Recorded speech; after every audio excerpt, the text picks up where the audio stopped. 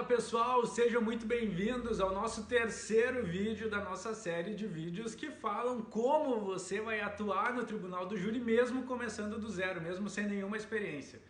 E hoje eu decidi responder algumas perguntas que foram feitas aqui bem relevantes. E a primeira delas, gente, muitas pessoas me mandam, eu decidi escolher aquelas em que eu recebo mais perguntas iguais. E muitas pessoas mandam que um dos principais medos que existem é o seguinte: olha, e se o promotor me perguntar algo ou bater em alguma coisa que seja horrível para o meu caso, que seja ruim para o meu cliente, o que eu vou fazer se eu não tiver uma resposta? E é o seguinte, gente, a defesa que a gente faz no Tribunal do Júri não é para o promotor, não é para o juiz, não é para a plateia, é para os jurados. Você não tem que ficar respondendo tudo que o promotor perguntar para vocês. E eu vou dar exemplo de um caso que eu trabalhei, olha, um caso pesadíssimo, envolvendo liderança de facção, horrível, caso horrível, em que a promotora, ela tinha uma carta na manga que era um apenso que tinha nesse processo que falava lá de um processo do meu cliente que teria invadido a casa de uma pessoa e tal, tentado matar, enfim. Só que aquilo era horrível para o meu caso, então quando ela tocava naquele assunto eu simplesmente ignorava. Se ela queria fazer uma parte, eu não entrava na onda dela, por quê? Olha, eu me fazia até meio de louco assim de não dar bola. Mas ali por quê? Porque era um argumento que eu não tinha o que fazer. Era horrível para o meu cliente, era horrível para o caso, mas eu não tinha o que fazer. Só que é o seguinte, no Tribunal do Júri o jurado não sabe o que é muito grande, o que ocupa muito espaço dentro de um processo e o que ocupa um espaço muito pequeno dentro de um processo. O que eu estou querendo dizer com isso? Ali naquele caso nós tínhamos um processo de 10 mil volumes, era de 10 volumes, era um processo físico, não, 17, era muito grande o processo. E o jurado não sabe o que ocupa ali dezenas de páginas e o que ocupa um parágrafo ou uma linha. E nós, como defensores, temos essa capacidade e a gente tem a possibilidade de ter essa habilidade de, com a nossa oratória, dar ênfase para coisinhas pequenas e transformá-las em coisas muito grandes. Por exemplo, tem um parágrafo que é ótimo para o meu caso, eu vou lá e bato naquilo tanto para que os jurados pensem, nossa, isso é extremamente relevante dentro desse processo.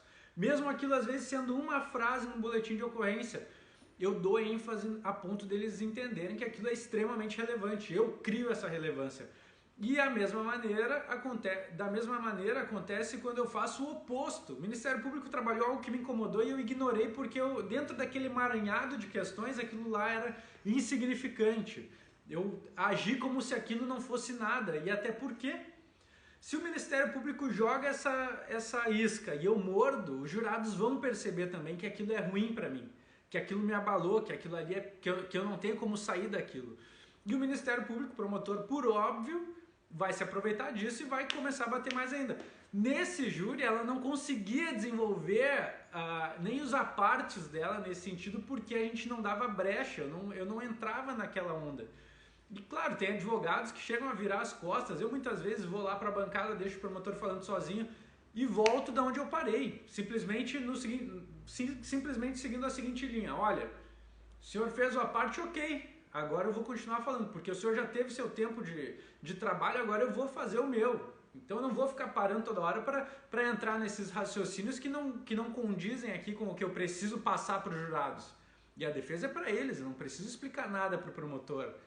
E olha, tem gente que se perde com isso. Eu fiz também um júri numa comarca em que a defensora era jovem, e o promotor pegou isso nela e começou a perguntar muitas coisas toda hora para ela. E ela simplesmente não conseguia desenvolver a defesa porque ela queria dar explicação, queria explicar tudo para o promotor. Ela era inexperiente, ela não tinha essa maldade, mas ele teve essa maldade com ela e ele ficava ali, mas para ela perder a linha de raciocínio, para ela não conseguir desenvolver a defesa. E é justamente isso, gente. A gente tem que focar nos jurados, a gente tem que dar ênfase para aquilo que é bom, para aquilo que nos ajuda. Se existe algo prejudicial, você não necessariamente precisa ter uma resposta à altura. Muitas vezes o promotor bateu naquilo e se você não der ênfase, o jurado nem vai perceber que aquilo ali era algo relevante, que aquilo lá era algo prejudicial, porque você nem demonstrou isso, nem deve ser nada. Claro, para cada caso é um caso. Eu trouxe uma questão de algo que é uma preocupação para muitos, e olha, nesse júri eu trouxe um exemplo porque eu não tinha o que fazer, eu simplesmente ignorei. Eu ignorei totalmente o argumento e a gente absolveu. Era um júri péssimo, era um júri bem pesado e a gente absolveu.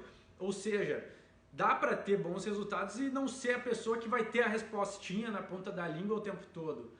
Se a gente tiver uma metodologia de trabalho. Eu, normalmente, nos meus júris, como eu falei, eu trabalho com método. Se eu entendo que é algo que eu posso deixar passar, e tudo depende também da reação dos jurados em relação àquilo. Se é algo que choca, que impacta, como eles nem perceberam, para mim, se eu deixasse, se eu não desse ênfase, para mim estava ótimo, para mim estava ok.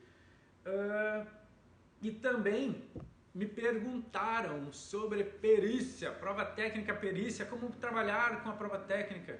Gente, eu tenho vários exemplos aqui, eu até fechei o meu arquivo que eu estava lendo para trazer, de como a gente consegue desconstruir a prova técnica, muitas vezes, no júri. Um dos exemplos foi justamente de falta de prova técnica. Olha só, tinha um plenário lá com muitas horas de interceptação do meu cliente, da quadrilha, supostamente do meu cliente. E daí eu pensava, né, putz, tudo indicava, ó, o fulano fez isso, fulano fazia aquilo, ele tinha uma função de gerenciamento lá dentro daquela quadrilha. Ixi, esqueci de botar o fone, só um momentinho, gente. Só que eu percebi que naquele processo, tudo bem, haviam indicado ele e davam aqueles comandos, aquelas ligações todas como se fosse ele, mas não existia nada no processo, nenhuma perícia que indicasse que aquela voz era dele, não existia uma testemunha que dissesse, ó, fulano, esse aqui é aquele réu ali. Ninguém fez isso no processo. E esse processo chegou no júri simplesmente sem ninguém ter questionado isso. Um processo gigantesco também, em que era tão certo para o Ministério Público que aquele era ele, que ele nem se ligou de trabalhar isso. E nós fomos lá e um dos argumentos foi esse. Era um argumento tão simplório, mas que fez muito sentido. Porque, olha, tudo bem. Eu disse como defensor, eu disse, olha, eu até acredito que esse cara aí do áudio fez tudo isso e ele deve ser penalizado. Mas esse cara aí do áudio não é o meu cliente. Não tem nada aqui que diga que é o meu cliente. Não tem ninguém apontando. Esse foi um caso de que a gente desconstruiu a questão das interceptações, que era muita coisa. Prova técnica. Lembro de um caso também em que a promotora, ela foi crente, ela tinha lá meu cliente estava sendo acusado de tentativa de homicídio. Só que como a vítima sobreviveu, ela acabou não fazendo corpo de delito, só tinha um prontuário médico de onde ela foi atendida. Então, nesse prontuário dizia, olha, ferimento de arma de fogo, um tiro de raspão no braço. Só que daí eu fui pesquisar o que deveria constar num prontuário de atendimento. E daí eu vi, olha, dentre vários itens, e por isso que a gente tem que esmiuçar prova técnica, a gente tem que esmiuçar lá, a gente tem que entender mais do que todo mundo. Mesmo que você não seja perito nisso, você tem que estudar ele até parecer ser um perito. E eu fui lá mostrando para a promotora que, olha, a senhora tem um prontuário aqui, e dentre os requisitos que um prontuário precisa ter, que é esse, onde fala em ferimento de arma de fogo é uma hipótese diagnóstica. Não significa que isso aconteceu, significa que ele chegou no hospital dizendo que isso aconteceu. E daí, só que, claro, o júri ele não é uma tese, não é uma prova. Quanto mais elementos confortarem a sua tese, melhor. É um conjunto que vai dar suporte para a sua tese. Então eu demonstrei o quê? Que ele estava extremamente embriagado no dia do fato. E ele comentou no interrogatório, olha gente, coisas que ninguém viu no processo que eu fui ver lá para fazer o júri.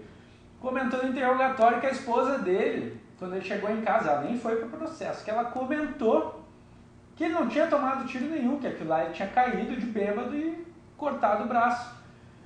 Só que ele comentou e aquilo passou, promotor de justiça e os defensores da época não deram bola, só que no júri eu bati naquilo, aquilo ali que era, olha só, era o depoimento da esposa dele para ele em casa, ou seja, era um depoimento indireto que sequer sequer, de uma pessoa que sequer havia sido chamada para o processo, e eu fiz aquilo, eu mostrei para os jurados, eu disse, olha, isso aqui está nos autos, é um depoimento indireto da esposa dele, que veio através dele, assim como os depoimentos de policiais militares, eles falam aquilo que as pessoas contam para eles quando eles não estão no fato, no momento do fato. Então, tem o mesmo peso, e isso é tão prova quanto esse prontuário, porque está documentado nos autos, é prova do processo.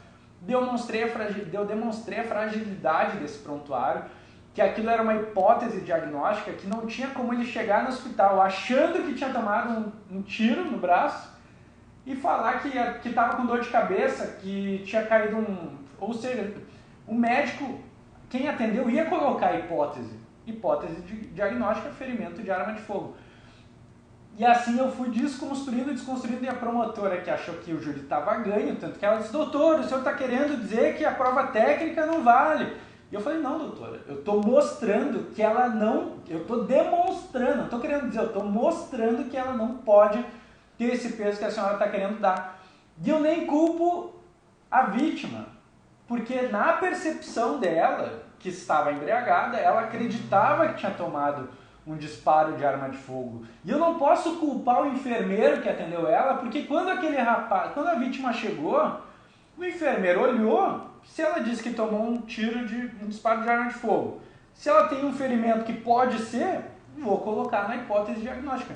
Ninguém fez isso para prejudicar o réu. Fizeram isso porque acreditavam que isso tinha acontecido. Então, assim, um conjunto de fatores fez com que a gente absolvesse nesse plenário, assim, ó, a promotora saiu pé da vida, né? Porque ela tinha uma prova técnica, só que, claro, a gente tem que prestar atenção, gente. Uma vez eu também recebi um número, fui nomeado para trabalhar no júri de, olha, homicídio horrível. Daí eu li a denúncia, 19 facadas, e eu pensava, meu Deus, o que vai entrar aí 19 facadas? E daí eu fui estudar o processo e ele chegou no júri também, era um réu que veio da Defensoria Pública. E daí tava aquele caso horrível, daí quando eu tava lendo o laudo, buscando aqueles termos, e a gente tem que ter material de medicina legal, obrigatoriamente, você que quer trabalhar no júri, que trabalha, você tem que ter. Pesquisando, eu descobri, olha, tem um termo nesse laudo que eu não tenho ele anotado aqui, porque é um júri que passou, já faz algum tempo que eu fiz, faz mais de anos que eu fiz. Mas tem um termo aqui, que ele é um termo que fala, que ele é um termo que pode ser substituído, que ele equivale a algo superficial. Me fugiu a palavra agora. Então eu vi, olha, existem 17 facadas superficiais, e somente 2 facadas profundas. Daí o contexto mudou todo. Por quê? Porque eu posso trabalhar uma tese de legítima defesa, onde num confronto, onde eles estavam brigando, a vítima pegou a faca, eles estavam brigando, e nessa tentativa de tirar uma faca do outro, a faca raspou, pegou no corpo 17 vezes. Por quê? Não tinha, aqueles cortes superficiais, não era essa palavra, era um termo técnico, que eu não lembro agora de cabeça, mas eu digo assim, ó, para quem lê, tá ferrado, mas daí, dissecando aquele laudo, a gente percebeu, olha, na verdade, para fazer aqueles 17 ferimentos, ele teria que ser muito cuidadoso para não fazer ferimentos profundos. Então aquilo demonstra que, e realmente, as facadas passaram de raspão em razão de um confronto, um possível confronto. E somente 2 eram profundas. E por que isso foi importante? Porque numa briga, chegou um momento em que ele conseguiu tirar a faca e, pum, deu a facada. Para cessar a agressão, legítima defesa, atual, deu outra, porque ele estava no estado de medo, inclusive, trabalhei a questão do medo. E olha, é outra coisa também, materiais de fora da nossa área do direito, da nossa areazinha do direito, gente, medicina legal, psicologia. E eu trabalhei a tese de um autor da psicologia que ele trabalha os estágios do medo, que em determinado estágio a pessoa sim pode, na intenção, com medo, com a intenção de se proteger, acabar ultrapassando ali o que seria razoável na hora de se defender. E eu mostrei que esse autor trabalha isso dizendo que qualquer ser humano, numa situação de risco e de perigo, faria isso. Então, assim, ó, aí eu começo a buscar elementos para confortar a minha tese. E esses elementos, por exemplo, a gente estuda tanto e a gente vai com uma autoridade muito grande falando disso no júri que a maioria dos promotores, ele leu ali, ele foi para fazer o júri, olha, 19 facadas não tem para o advogado fazer, tá ferrado, no máximo vai tentar afastar a qualificadora. E a gente chega lá dissecando o laudo técnico, trazendo argumentos de autoridade de outras ciências que você estudou muito e você sabe, e você mostra para os jurados, olha, senhores, não é eu, advogado, que estou inventando isso aqui agora. Isso aqui é um autor, ele trabalha, a vida dele é ensinar em faculdades, a vida dele é estudar isso aqui que eu estou dizendo para vocês. Ele é um psicólogo, ele é alguém que tem autoridade, ele não é o promotor e não é o advogado que não tem. Ele está dizendo isso. Ou seja, ali você dá consistência para o seu argumento. E, gente, a outra pergunta, né, uma seguidora falou, olha, esses vídeos são bem curtinhos, né, mas fala como atuar no júri começando do zero. Não tem como você me ensinar nesse vídeo curto. Eu falei, olha, se você viu o vídeo, você vai ver. Quando eu digo que isso, gente, isso são questões introdutórias, para vocês saberem que existe a possibilidade de vocês atuarem no júri sem saber nada, com zero de experiência, e que essa possibilidade pode e pode ser aplicada no caso de vocês. Porque aconteceu comigo, eu também não tinha experiência nenhuma, comecei do zero, eu estou dizendo, olha, existe a possibilidade e ela serve para vocês, pode funcionar com vocês sim. Já tive muitos alunos, já tive muitos resultados positivos, tanto meus quanto das pessoas que aprenderam comigo. Então, gente, eu fiz um material, e aí que eu venho dizendo para vocês, eu tenho, para quem quer passar desse nível, para quem quer ter essa transformação, se você gostou desse material introdutório, pense na possibilidade de quero que você imagine, mesmo sem nenhuma experiência, mesmo com pouco contato com o Tribunal do Júri, você tendo a capacidade de atuar em qualquer plenário. Você assumindo um júri, tendo a capacidade de atuar em qualquer plenário. Isso acontece comigo hoje, eu tenho 4 anos e meio de advocacia, e desde o início sempre trabalhei no Tribunal do Júri, direto. E hoje o meu trabalho, e até estava comentando com uma colega que me deixa triste, é o quê? É ter que muitas vezes recusar um júri em razão de estar com a agenda fechada. E eu odeio isso, odeio recusar, mas isso não foi sempre assim. Lá atrás eu queria viver disso, eu queria fazer isso, eu queria que isso desse certo, e hoje não, isso é real. Então assim, ó, se aconteceu comigo, pode acontecer com vocês. E para quem quer passar de nível, para quem quer adquirir essa capacidade, eu elaborei um material que ele é um material que eu digo assim, ó, se eu pudesse, eu digo para todo mundo, gente, e os meus alunos sabem disso porque eles me dizem, é verdade, isso aqui, o que tu falou é verdade.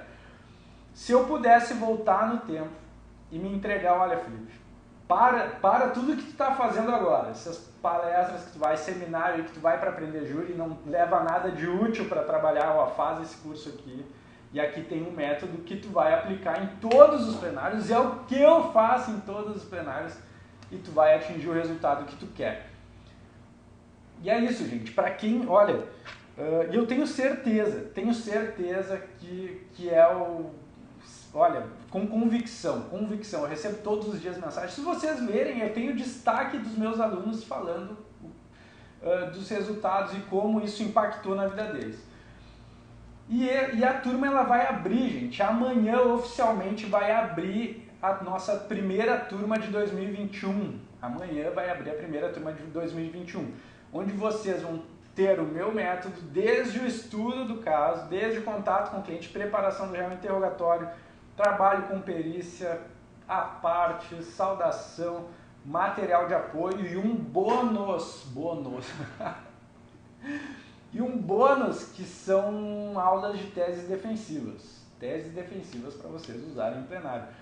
E assim, gente, um curso online com videoaulas gravadas, você pode fazer em qualquer lugar e assim, ó, você não vai precisar ficar meses estudando, você não vai precisar, porque é muito difícil, a gente se frustra quando a gente começa a procurar material e não, sabe, não sai do lugar. Então eu digo para vocês, olha, esse é o melhor caminho, é o que eu indico não é só porque eu fiz, gente, é porque eu fiz, validei, testei, tive a oportunidade de ensinar e ter colegas que validaram, testaram e me mandam seus resultados. Então, assim, gente, para quem quer passar de nível, para quem quer, se vocês pegaram essas questões introdutórias, vocês sabem que existe muita coisa ainda que pode ser feita para você conseguir essa transformação de sair de um nível de pouco ou nenhum conhecimento e ir para um nível de ser capaz de trabalhar em qualquer júri. E eu digo isso, gente, olha que coisa boa, imagina você... E eu digo isso, eu lembro muito da minha história, porque eu pensava lá atrás, eu pensei, cara, eu queria muito trabalhar na área, eu queria muito ser uma referência nisso, eu queria viver, eu queria, sério, que isso fosse a minha vida. Hoje eu olho para trás e falo, isso aí, cara, tem que estudar, tem que ir atrás que a coisa acontece. E olha, gente, e ainda tem muita coisa pela frente. Então, amanhã eu vou fazer oficialmente o vídeo para abrir as inscrições para a nossa primeira turma de 2021, tá bom? Para quem me acompanhou até aqui, amanhã eu vou fazer um vídeo com surpresa, mas assim, ó, ela vai ser só para quem me acompanha de perto, porque são as pessoas que eu sei que estão aqui. Já tivemos, perdi o número de cabeça agora. Amanhã, depois eu vou ver e vou confirmar para vocês, mas assim, ó, amanhã oficialmente abrem as nossas inscrições para vocês que estão me pedindo preço. Gente, preço, assim, ó, sério, para você que está iniciando na advocacia, olha, é um investimento não tem nem o que dizer. Vocês estão até aqui, vocês assistiram essa aula, vocês assistiram as últimas, vocês sabem que tem muita coisa boa por lá. Então, assim, ó, amanhã eu vou passar para vocês no nosso vídeo oficial de abertura das inscrições, tá bom? E as vagas vão ser limitadas, gente. Fiquem ligados, porque eu tenho que limitar para conseguir atender. Eu tenho um número de pessoas que eu consigo atender e eu quero atender vocês bem, tá bom? Então, ó, vídeo ficando longo de novo. Amanhã eu vou fazer oficialmente nosso vídeo de abertura de vagas para a nossa primeira turma de 2021, tá bom? Beijo para vocês e até amanhã. Amanhã, não sei que horas ainda, mas amanhã. Tchau, tchau.